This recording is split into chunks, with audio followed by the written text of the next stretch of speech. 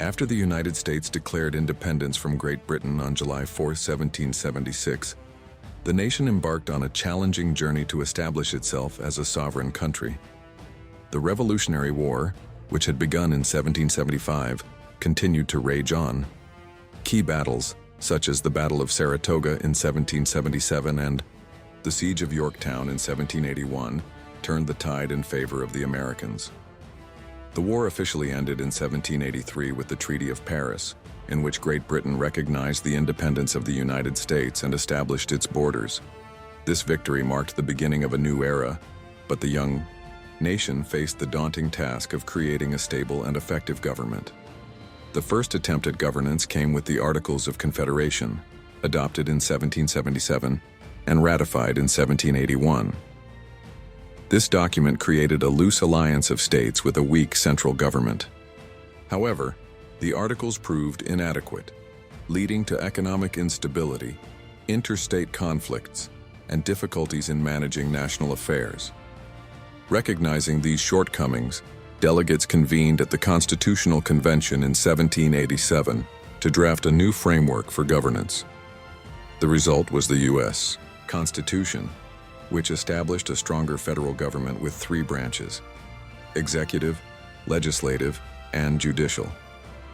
The Constitution was ratified in 1788, but not without a contentious debate between Federalists, who supported it, and Anti-Federalists, who demanded greater protections for individual liberties.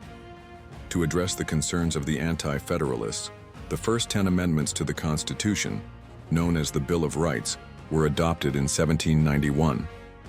These amendments guaranteed fundamental rights such as freedom of speech, religion, and the press, ensuring that the new government would protect individual freedoms.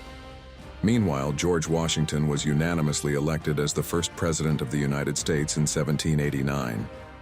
His leadership was instrumental in setting many precedents for the new government, including the creation of the federal court system and the establishment of a national bank.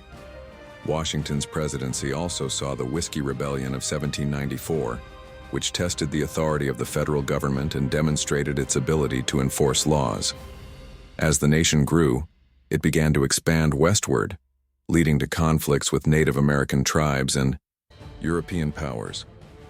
The Northwest Ordinance of 1787 established a process for admitting new states to the Union and prohibited slavery in the Northwest Territory, setting a precedent for the nation's expansion.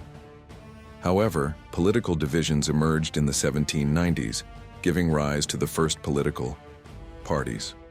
The Federalists, led by Alexander Hamilton, favored a strong central government and a robust financial system, while the Democratic Republicans, led by Thomas Jefferson and James Madison, advocated for states' rights and an agrarian economy.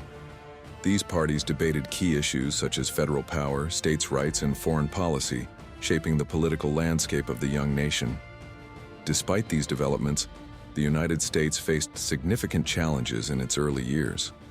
Foreign relations were particularly fraught, with tensions arising with both Great Britain and France.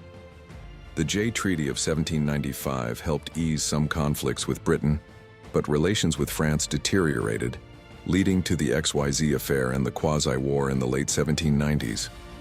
Domestically, the issue of slavery remained a contentious and divisive problem, with northern states gradually abolishing it while southern states relied heavily on enslaved labor. These early years of independence were marked by both triumphs and struggles, as the United States worked to define its identity, establish its government, and navigate the complexities of a rapidly changing world. The foundations laid during this period would shape the nation's future growth and development.